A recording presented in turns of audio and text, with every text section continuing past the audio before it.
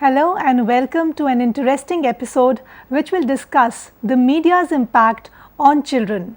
I am Monica Verma. The expert today is Ruchi Jaggi, who teaches at the Symbiosis Institute of Media and Communication at Pune. She has over a decade of teaching experience behind her and loves research. Today, we are going to examine the role of media in the lives of children, how they engage, interact, perceive, and get influenced by the media. Television has particularly been criticized for its potential impact on children. One area of concern is how early media exposure influences cognitive development and academic achievement in children.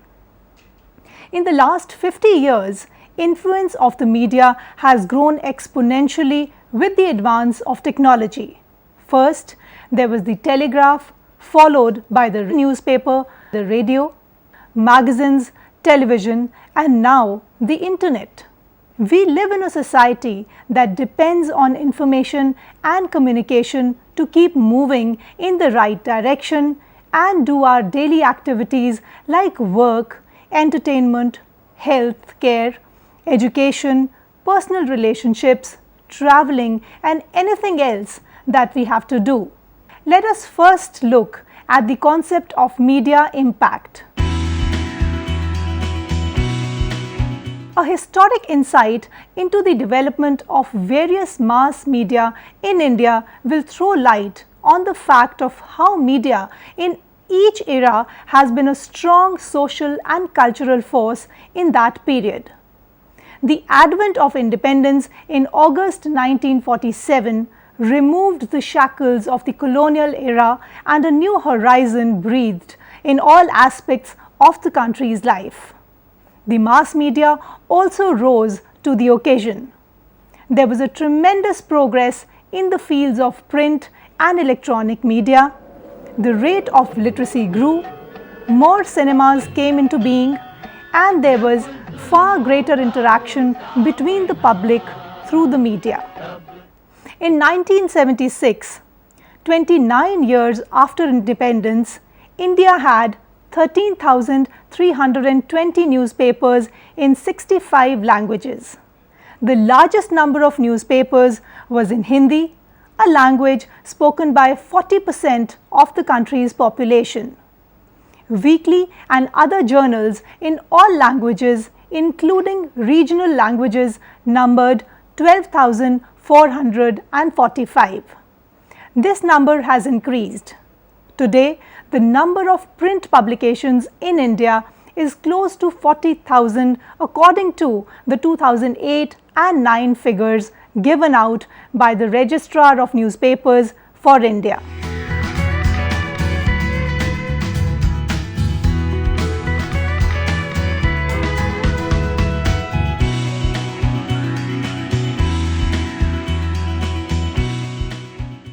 Started with only 6 broadcasting stations in 1947, All India Radio extended its services.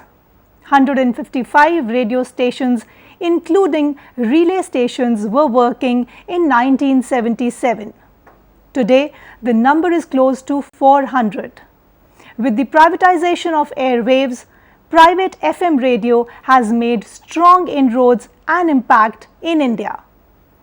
Television arrived in India in 1959 on a rather restricted scale. UNESCO, along with USA, West Germany at that time, Yugoslavia and Japan helped in establishing, extending and programming of the television network in India. Today, India is the world's second largest cable connected country in the world, and the 24/7 nature of television programming across plethora of genres and formats is a spellbinding story. As a result of these vast and varied differences, the mass communication channels have a bigger and more complex role to perform in a society like India. In fact, we currently live in a society that is increasingly saturated by the mass media. For most of us, print, film, music and television are central parts of our daily lives. The growth of new technologies, including the web, mobile phones, and various digital platforms, has altered our understanding of the mass media. These developments are not only constantly changing the media landscape structurally and functionally, but also their reach and influence is much wider and deeper in the socio-cultural context. The mass media wield a powerful influence on the world around. This adage cannot be truer than in this age of 24/7 media. From the daily newspaper dropped at your door in the morning, other forms of printed text, watching television, time spent on the web, either through a focused work or general internet surfing or even social networking, there is a constant scenario of engaging with the media as well as interacting with and via media. The mass media facilitates dissemination of information and communication to a vast number of people. According to Wilbur Schramm, a mass medium is essentially a working group organized around some device for circulating the same message at about the same time to large numbers of people. How do growing children from early adolescence form their impressions, attitudes, action, potentials, and more generally their imagination of world beyond the one they can directly experience in their immediate surroundings and family life? Until less than 200 years ago, the vast majority of the world's children and adults depended on the immediate experiences of their senses in a setting limited to the people of tribe and family, the livestock, wild animals, and physical characteristics of a narrow milieu. How could they learn, for example, that there were other tribes or nations, or people of different colors or customs? They heard stories from the family leaders or community members. One might argue that with the emergence of the written language, adults and children might then have had access to learning about the world through reading. The impact of reading on the modern civilization increased, especially after the advent of printing technology. This also started the era of mediated learning in children's lives. The great acceleration of information and electronic media in the last 2 decades has become the most popular sources of input for children and adolescents. Age group is the most basic demographic parameter on which different audience groups can be divided. Media cater to various age groups by customizing content and treatment accordingly. A popular example could be various television channels. Today we have niche television channels that cater to various age groups. To cater to the elderly, numerous religious television channels are beamed all through the day and night. Similarly, there are also 24/7 television channels that cater only to children. The general entertainment channels apparently appeal to the largest segment of the population. However, there is a visible segmentation in terms of age-wise grouping of content across different audience groups. Even for a genre like reality shows, there are separate shows for children, youth, and senior citizens. There is a changing place of media in children's lives. The popular media have always regarded children as a special audience. Every single day, millions of children are constantly bombarded by media. Television, internet, movies, video games, music and videos are some of the many forms of media that continues to feed particular message and ideas into our children. The most commonly repeated statistic is that by the time a child finishes school today, he or she will have spent more time in front of the television set, 17,000 hours than in a formal classroom 11,000 hours, quote by Schneider in 1989. In a 1974 Scott Ward's extensive study of children's television viewing habits, children indicated that their favorite activity was playing with friends or going to the movies. After those, watching TV became the favorite. Since friends and movies are not always available, television becomes the key activity. There are detailed studies that consistently demonstrate that animated programs are the preferred format for children starting at 18 to 24 months of age. According to developmental literature, children under 10 often have consistent difficulty distinguishing between reality and fantasy. Studies have found that 8 and 9-year-olds find the characters, situations and storylines in animated programming to be realistic. The significant role of television in the socialization process of children has been consistently demonstrated, analyzed and is now widely accepted.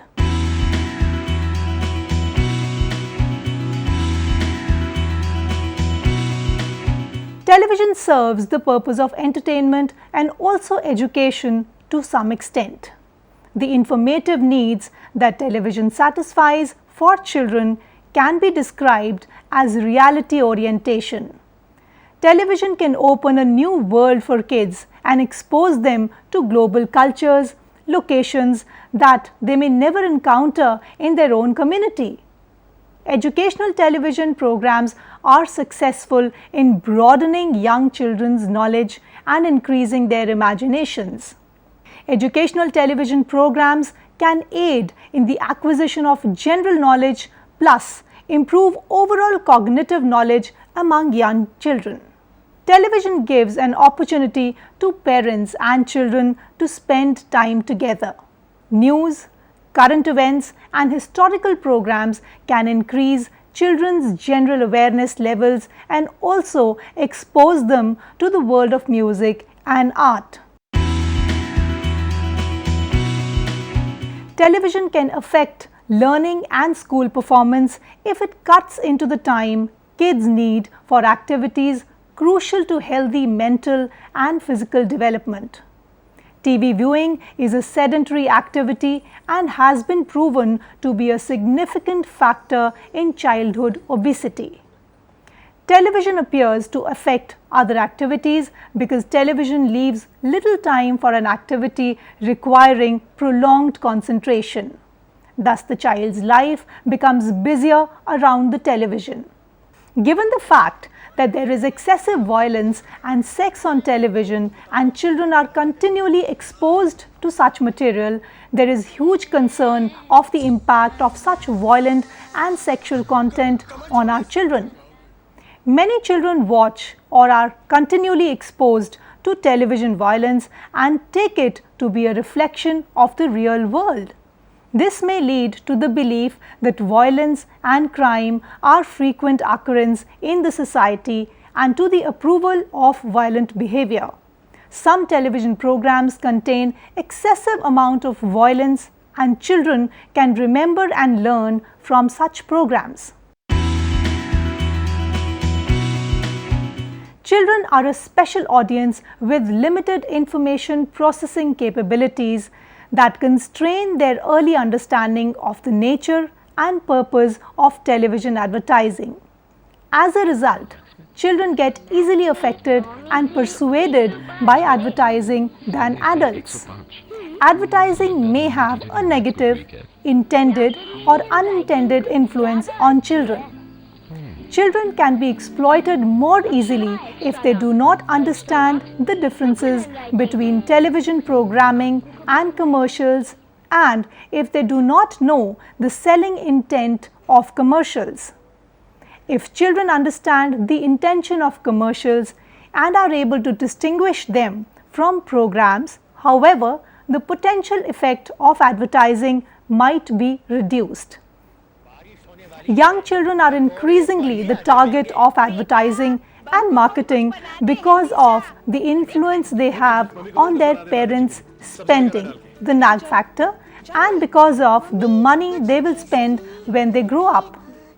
While child-targeted marketing used to concentrate on sweets and toys, it now includes clothes, shoes, range of fast foods, sports equipment, computer products and toiletries, as well as adult products such as cars. Advertising to children generates jobs, injects money into the economy, and instills in children at a young age the importance of the freedom of choice. It also develops a child's ability to understand the value of money and teaches them the individuals can achieve anything if they are willing to pay the price. Advertising makes the kids aware of the new products available in the market. It increases their knowledge about the latest innovations in the field of technology as well as otherwise. Convincing ads which center around healthy food products can help improve the diet of a child if they are attractive enough. The flip side is that with television being the most popular way to advertise to young ones, an average child may view as many as 40,000 television commercials every year.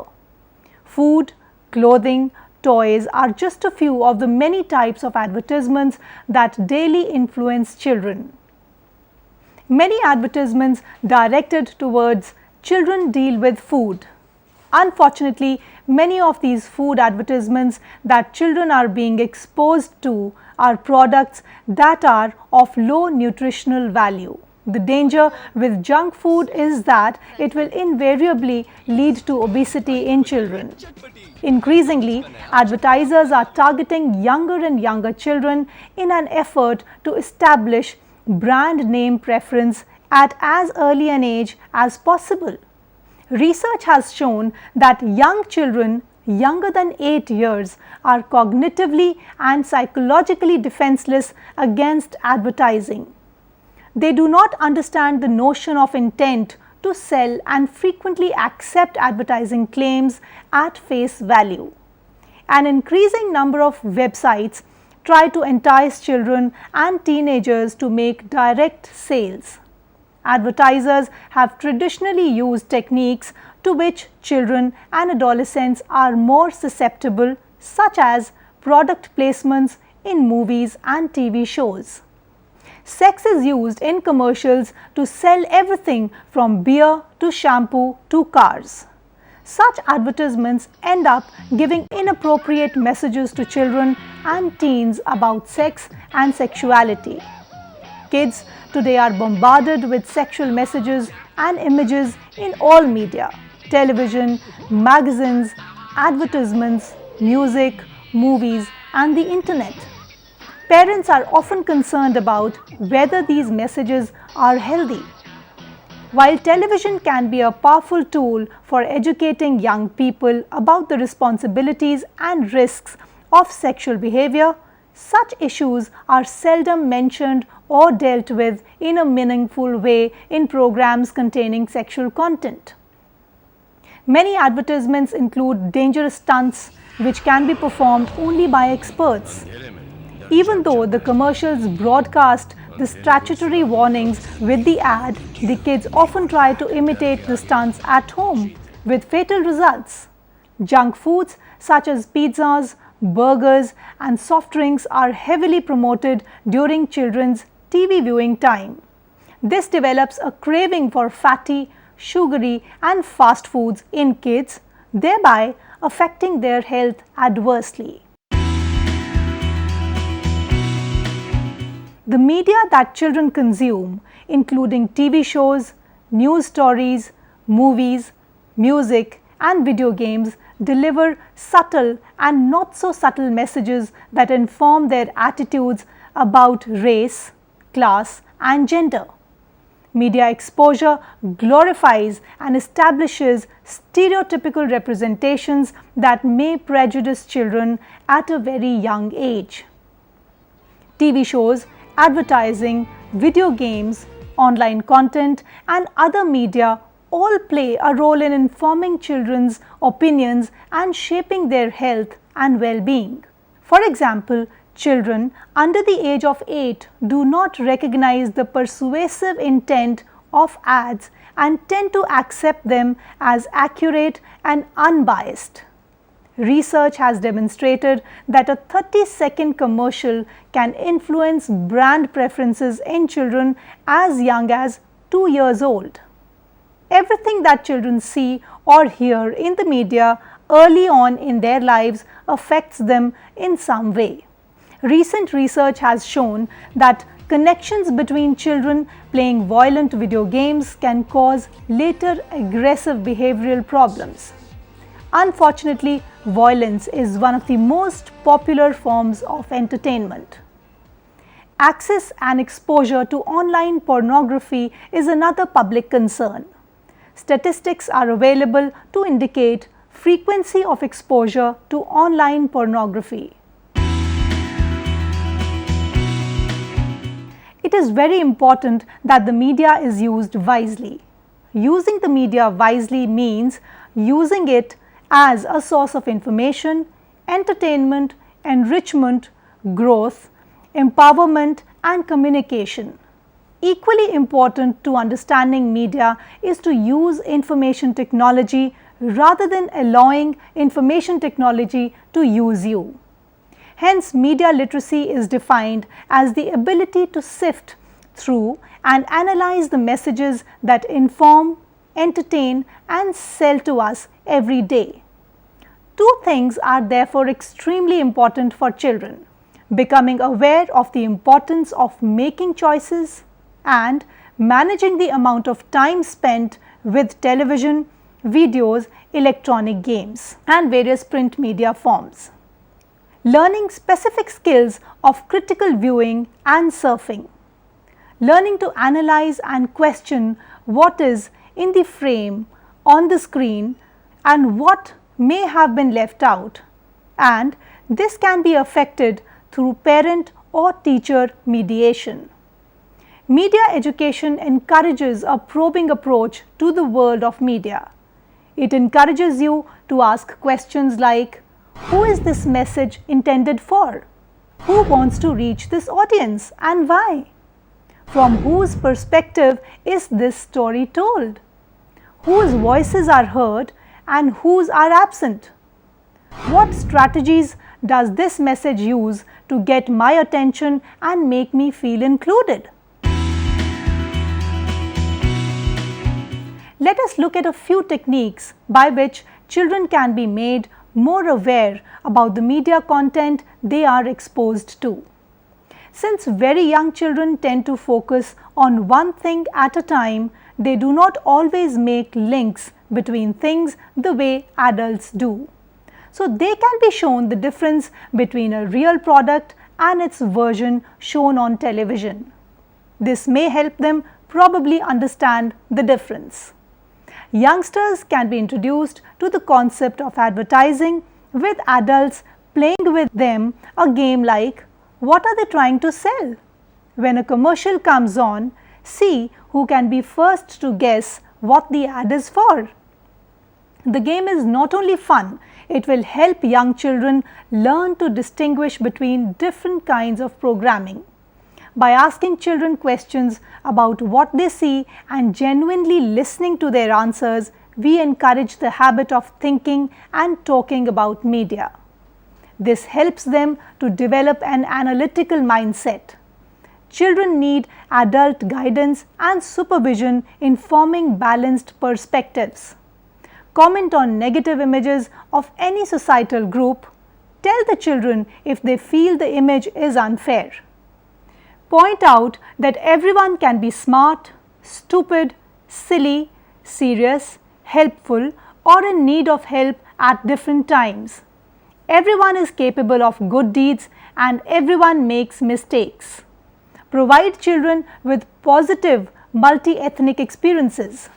First-hand experience is more powerful than any media stereotype. Reduce exposure to media violence. Look for TV shows, videos, and books that provide positive role models to counteract the actions and attitudes of today's violent superheroes. In a nutshell, children need help to interpret what they see. Parents and teachers can help them learn that intelligence, creativity, and leadership skills are more important than the media's often superficial standards. The effects of media on young children are not simply watered down versions of the effects on older children and adults. How young children think adds dimensions to the media picture that are not an issue at other age levels.